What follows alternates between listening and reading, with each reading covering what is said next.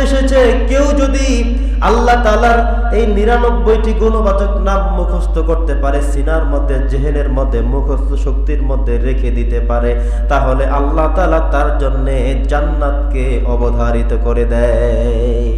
এজন্য 99 নামের গুরুত্ব আছে, আল্লাহর কাছে অত্যন্ত গুরুত্বপূর্ণ, অত্যন্ত মহিমান্বিত, অত্যন্ত শ্রেষ্ঠতম নাম। কেউ যদি আল্লাহ তাআলার এই একটা নাম ধরেও ডাকে, আল্লাহ খুশি হন, অত্যন্ত খুশি হন, মহা খুশি হন, যে খুশির আর কোনো সীমারেখা থাকতে পারে না। আল্লাহর এই নামগুলো যদি কেউ বলে, ও মালিক তুমি বিচার করো, আল্লাহ বলেন আমি এটা আগে ভাগে শুনি। কেউ যদি বলে, ও রহিম তুমি দয়া করো, আল্লাহ বলেন আমি তার জন্য দয়ার পরত বিছিয়ে দেই, রহমতের ফেরেশতা পাঠিয়ে দেই। আমি আল্লাহর এত দয়া, এত মায়া আমি বিস্তৃত করে দেই, আমি আল্লাহর রহমতের অফুরন্ত ধনভাণ্ডার তার জন্য উজাড় করে দেই। বন্ধুগণ আমার, এবার আমরা চলে যাই সরাসরি সূরাতুল হাশরের থেকে 3টি আয়াতের আলোকে। আমরা জানি আল্লাহ শুরু করলেন হুয়াল্লাহ, তিনি সেই আল্লাহ, লা ইলাহা ইল্লাহু, আল্লাহ একজন, তিনি ছাড়া কোনো ইলাহ নাই। জোরে বলেন আল্লাহ কয়জন? আল্লাহ শুধু একজন, তার নাম আল্লাহ, তিনি ছাড়া আমাদের আর কোনো আল্লাহ নাই। আল্লাহ একজন হয়েছেন বিধায় আমাদের ভালো হলো, একজনকে খুশি করা যায়, ঠিক কিনা বলেন? আরে আল্লাহ তো শুধু একজন, তাকেই তো ঠিক মতো খুশি করতে পারি না। আল্লাহ বলছেন নামাজ পড়তে, নামাজগুলোই তো আদায় করতে পারি না। আল্লাহ কত অন্যায় থেকে আমাদেরকে বারণ থাকতে বলেছেন, সেটাই তো পারি না। আর যদি আল্লাহ 2 জন হতেন, 3 জন হতেন, আরো বেশি হতেন, এত আল্লাহর মন কিভাবে জোগাড় করতাম? মাত্র একজন আল্লাহ। আল্লাহ বলছেন আমি শুধুমাত্র একা, আর কেউ নয়। আমি আল্লাহর যদি দাসত্ব তোমরা করো, গোলামি তোমরা করো, ইবাদত বন্দেগী যদি করো, আমি আল্লাহকে খুশি করা তোমাদের জন্য অনেক অনেক সহজ হয়ে যায়। তাহলে খুশি করতে হবে একজনকে, তিনি কে? আরো যদি বলতে হবে তিনি কে? আল্লাহ বলছেন লা ইলাহা ইল্লাহু, আমি আল্লাহ ছাড়া কোনো ইলাহ নাই, আমি আল্লাহ একজন, একা। আল্লাহ যদি বলেন আজকে বৃষ্টি হবে, ঠিক তাই হবে। যদি চান রোদ হবে, রোদই হবে। আর যদি চান সারাদিন কোনো সূর্য দেখা যাবে না, সেটাই হবে বাস্তবায়ন। কারণ সিদ্ধান্ত শুধু একজনের, তিনি হচ্ছেন আল্লাহ। আল্লাহ বলছেন ইনিল হুকমু ইল্লা লিল্লাহ, আল্লাহ একজন, তার হুকুমই শুধুমাত্র পৃথিবী চলবে, অন্য কারো সিদ্ধান্তের নয়, ঠিক কিনা বলেন? তাহলে আমরা পেলাম আল্লাহ একজন, তার সিদ্ধান্তে আমাদের চলতে হবে, তার সিদ্ধান্তের বাহিরে চলবার কোনো সুযোগ আমাদের নাই, কারো জন্যই নাই, কখনো নাই।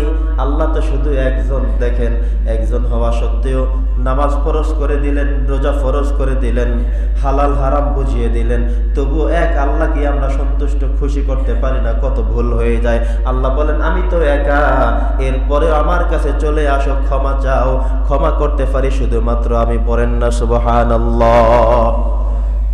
এরপরে আল্লাহ বলেছেন আলিমুল গায়বি ওয়াশ শাহাদা, আল্লাহ তাআলা জানেন সবকিছু। আলেম মানে হলো তিনি জাননেওয়ালা, তিনি সব জানবেন।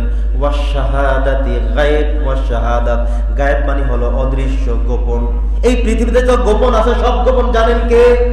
আপনি দরজা বন্ধ করে খেলেন, দরজা বন্ধ করেই অপকর্ম করলেন, দরজা লাগিয়ে দিয়ে দুজনে ঘুষের টাকা লেনদেন করলেন, সুদের টাকা লেনদেন করলেন, গালিগালাজ করলেন, মারলেন, জুলুম করলেন, তাকে আয়না ঘরে রেখে বললেন আর কখনো বলবা না, করবা না, পৃথিবীতে গিয়ে আর কারোর কাছে বলতে পারবে না, তাহলে ছাড়বো।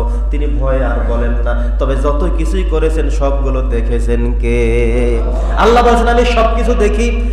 আলিমুল গায়বি ওয়াশ শাহাদাতি হুয়ার রাহমানুর রাহিম। তাহলে এখানে আল্লাহ বলছেন আলিমুল গায়বি ওয়াশ শাহাদা, আমি আল্লাহ আলেম, আমি আল্লাহ জাননেওয়ালা, আমি আল্লাহ জ্ঞানী। কোন বিষয়ে? আল গায়ব মানে হলো অদৃশ্য, যেটা গোপনে হয়, ওয়াশ শাহাদাত যেটা প্রকাশ্যে হয়। প্রকাশ্যে যা দেখো এবং হয়, গোপনে যা তোমরা দেখো না কিন্তু হয়, সবকিছু আমি জানি। লা ইয়ালামুহা ইল্লাল্লাহ, আমি আল্লাহ ছাড়া কেউ জানে না। আমি আল্লাহ সব জানি, সব বুঝি। তোমরা মনে করতে পারো আল্লাহ দেখবেন না, দরজা বন্ধ করে নেই, তালা লাগিয়ে নেই, একা একা করি, তবু বলেন আল্লাহ বলেন আমি সেখানেও দেখি, সেটাও দেখি, সেটাও বুঝি। তুমি যেটা চিন্তা করো, চিন্তার উদ্রেক করো, আমি আল্লাহ তাআলা সেই চিন্তাটাও আমার অবগতিতে রয়েছে। সব জানেন কে? জোরে বলেন কে? অনেক সময় আমরা বলি যে সব জানি আমি। কি জানেন আপনি? আমরা অনেকে সামান্য কিছু জানি মনে করি অনেক জানি, কিন্তু না, পৃথিবীতে কত হাজারো ভাষা আছে।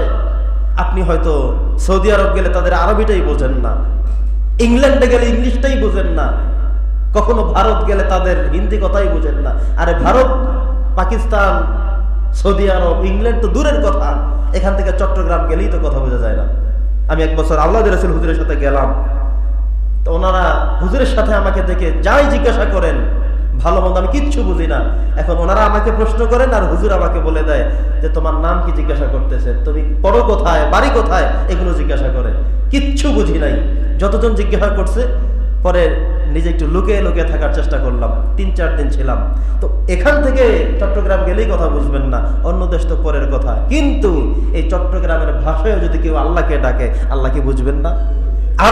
আরবি ভাষায় যদি কেউ জানে ডাকে, ইংরেজিতে কেউ যদি ডাকে, হিন্দি ভাষায় ডাকে, উর্দুতে ডাকেন, ফার্সিয়া ডাকেন, যেই ভাষায় যেখান থেকে যেভাবে ডাকেন, আল্লাহ বলছেন পৃথিবীতে যত ভাষা আছে, যত কাকুতি মিনতি আছে, আমি আল্লাহ সব জানি, সব বুঝি। পড়েন না সুবহানাল্লাহ।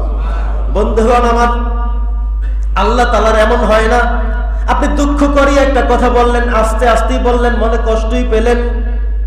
আল্লাহ এটাও বলে দিয়েছেন, কোন সন্তান যদি বাবা মাকে কষ্ট দেয় আর বাবা মা মুখ খুলে তার জন্য বদদোয়া করেনি, শুধুমাত্র মন থেকে কষ্ট ব্যথা পেয়েছে, মনের মধ্যে কষ্ট লুকায়িত হয়ে আছে, আমি সেইটাও তো দেখে ফেলি এবং সেটাও আমি জেনে ফেলি। আরো জোরে জোরে পড়েন না সুবহানাল্লাহ।